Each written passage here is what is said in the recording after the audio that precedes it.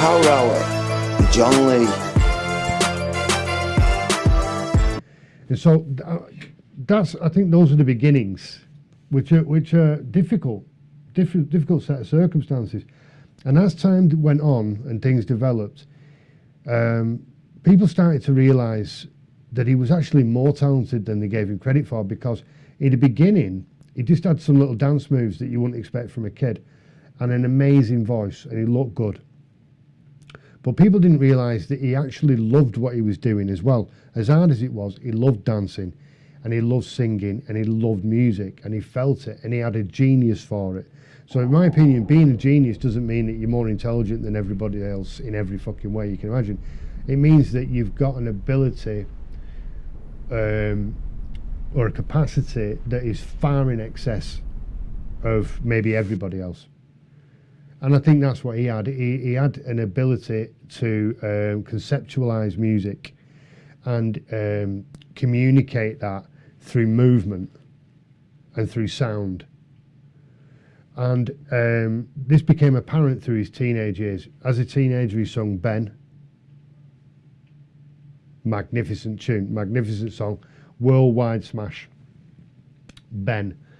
And then he goes into his 70s phase, and we start seeing the shiny suits, you know, and his voice is beautiful, his dancing is great, and he looks like a star. And is it disco? Is it disco pop? Is that what we're going to call it?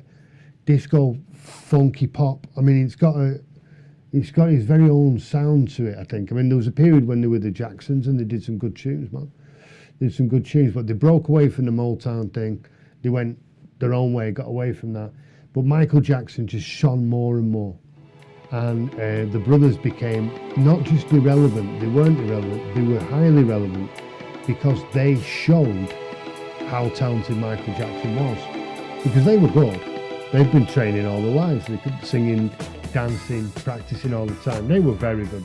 Fucking embarrass you at a party if you tried to compete with them. But they were there really to kind of draw that line, that contrast, and say, look how good he is though. And would we be here without him? Well, maybe if he didn't exist you would. But as long as he's on planet Earth, you're not fucking selling a record. And Michael Jackson, I think he went to him and he said, look, I've got this in me. I am what I am. I can't help that you're not the way I am. And I'm going to have to do it. I'm going to have to go my own way. I can't carry you fuckers anymore. Right? And your afros are taking a piss. I know mine's big, but yours are all fucking square and weird. So I'm fucking off. And he started doing his own shit. And it was fresh and it was in the moment. Got Quincy Jones on the case and really got some funk to it. And they brought him in into the adult world to a certain extent. And people realised how good of a dancer he was. And when I say that he was able to express through music, he becomes the music. You know, when you're watching his videos, you watch him on stage, he's not a guy dancing to music. It's one thing, you know, he becomes the music. He kind of communicates the music to you with his body and with his choreography as well, obviously. And also, he used to go with this, I don't know, sounds, I suppose, with his voice. He'd go into the studio with the best, you know, world-class musicians anyway, and say, right, it's din din din din din din din din din din, and he'd teach them what the music was, like that, dum dum ding ding, whatever the fuck, and they'd all go, okay, right, yeah, I get it, dum dum dum dum dum dum dum dum, ding ding, I'm milking it. But that's the fucking crack. That's what he used to do in the studio. And he could hear it in his head, though. That's the thing. I mean, obviously, I've just done a shit version. He could fucking hear what he wanted. But before the song exists, obviously, he can hear what he wants in his mind and go and translate that into something that musicians can play. And when they all play it together and harmonise it, it's fucking amazing. And then, of course, you get it produced by, you know, top producers, and that's when you get Michael Jackson. And so there was a period of time where Michael Jackson was wholesome and he was liked and people warmed to him, and he was a lovely lad, trying to find an adult place in the music market. And then he brings out Thriller. And Thriller is one of the best albums ever. Like it or not, whether it's your kind of music, it's fucking awesome. The one with, if I had to pick a shit tune on that, and I don't think I could, it might be The Girl Is Mine. And that's because Paul the Gobshite McCartney's on the case. It's just a bit dull, that tune, and you can tell Paul McCartney's been involved with it. But, I'd say the rest of the album's fucking top. And that's when Michael Jackson became, for me, the biggest star in the history of music.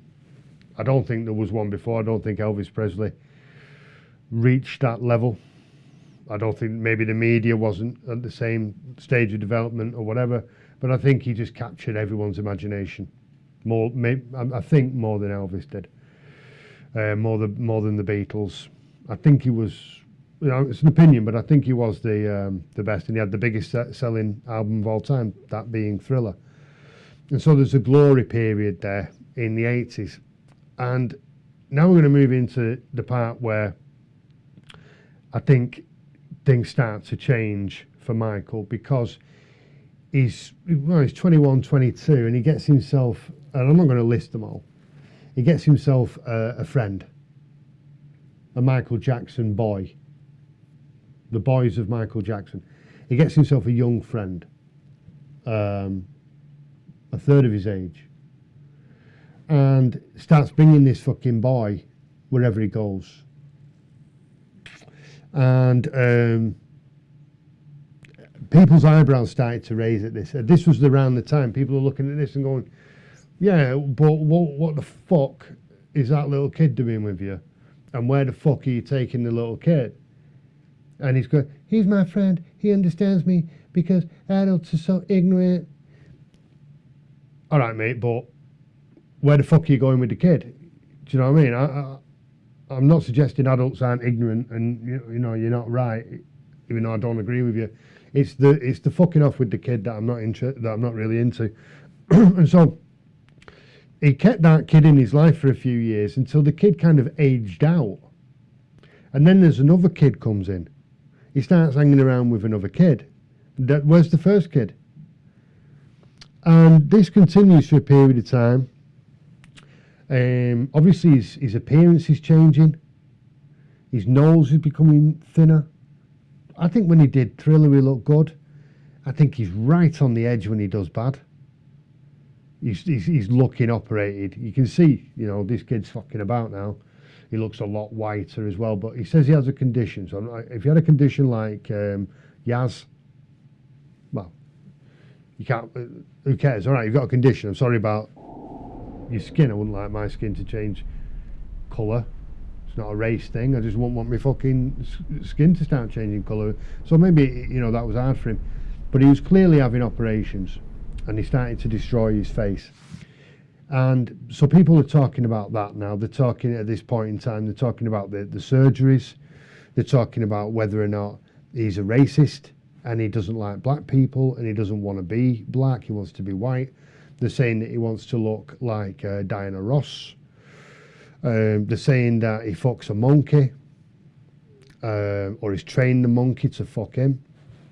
And then he's, supposed to be sleeping in some kind of fucking oxygen bed.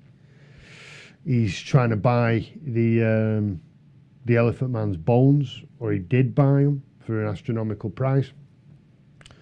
And there's a video called Leave Me Alone, which is a montage or a pastiche of all these rumours and stories that are in the press. It's actually a good tune, Leave Me Alone. Quite explicit in its meaning. And so this is the kind of fucked up period. This is where the clean cut, Billie Jean dancing, fucking moonwalking Michael Jackson, just talent, becomes something else. He moves into a different territory now. Whether you believe the press stories or you don't, people are talking more about the man than they are about the music, more about what happens off the stage than on it. And he keeps having all these young friends, very young, very, very young friends. And this is not normal. Obviously, as he's getting older, It's becoming less fucking normal. And as he keeps renovating these kids, you're thinking, what the fuck? I mean, if you've met this kid and you're friends with him, keep the fucking friend. You're going to enjoy his company more as he gets older. Know him for longer. What the fuck? And he was moving in with their families and all that. He lived with one kid's family for fucking ages, 9 months or something. And he's part of their family. He's ingratiating themselves. And now, you know, there are stories around that. But what we know is that he was having these young friends and that he was moving around with them and their families. He was bringing them on tour. He's staying in hotels with them. And he's staying in their houses, phoning them up every night. Lonely maybe, I don't know, but it's certainly strange. And so then we start to get accusations, basically calling him a fucking pedo. And this happened it really came through in 1993, I think it was. The father of one of the first kids, was Geordie was his name. He was a dentist, the father. The father was a dentist and a screenwriter, so trying to get into Hollywood. But working as a dentist. Dentist is a good job. Do you know what I mean? But, I mean, does that introduce a kind of shadow of a doubt that he wants to be a screenwriter and he's going after the most famous person in the world, accusing him of being a fucking paedophile? And the thing is that this Geordie was apparently sleeping in Michael Jackson's bed. Phil, he's sleeping in Michael Jackson's fucking bed. Michael Jackson excuses that behaviour, he doesn't deny it. And so in 1993 he was formally accused of being a paedophile, and this was a civil case, and Michael Jackson reached an agreement.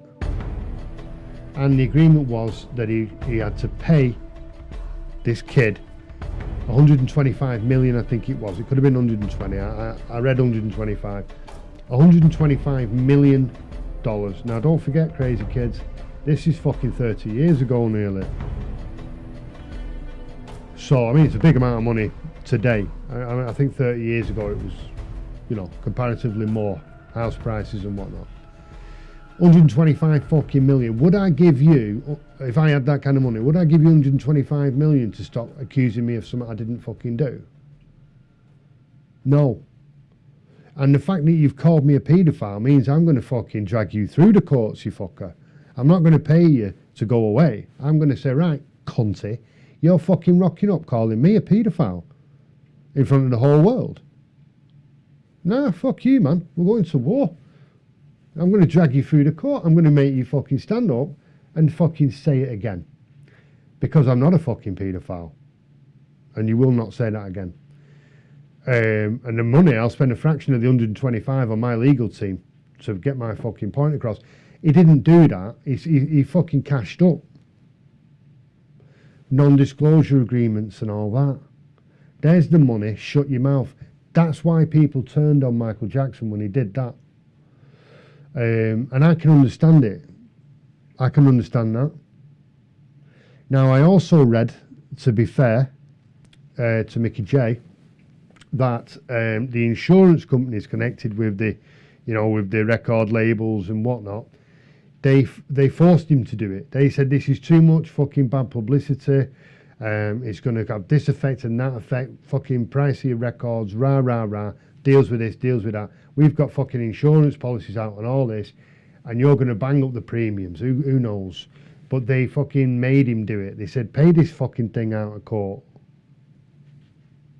I mean, from a PR perspective, it was a fucking nightmare. So whether or not the PR people were in there arguing with the insurance companies, and Michael Jackson was a fucking, I don't know, a pawn in all this, I don't know. But you have to come back to the fact that he was in bed with a child. Now, even from that point, you can say, yeah, but John, he didn't have a childhood, yo. He didn't really understand adult relationships. He's sharing his bed with the child. That doesn't prove he was a paedophile. Accepted. Accepted. Well, round our way, if peeps find out that you've been sleeping with a fucking preteen boy who is not your son, and you didn't tell anyone about it, especially, you know, I mean, it's not going to end well for you. It's not going to end well at all. You're talking petrol bomb surprise. And, I mean, the only reason that didn't happen is because of his gates and his security staff and all that. And maybe that would have been a terrible tragedy. Maybe this guy was just the sweetest guy in the fucking world, Michael Jackson, and he really didn't understand the difference and why it was wrong and why it was shady. Or maybe it's not shady if you're not doing anything. Maybe they're just fucking lying in bed eating Doritos and we're all fucking crazy. I don't know.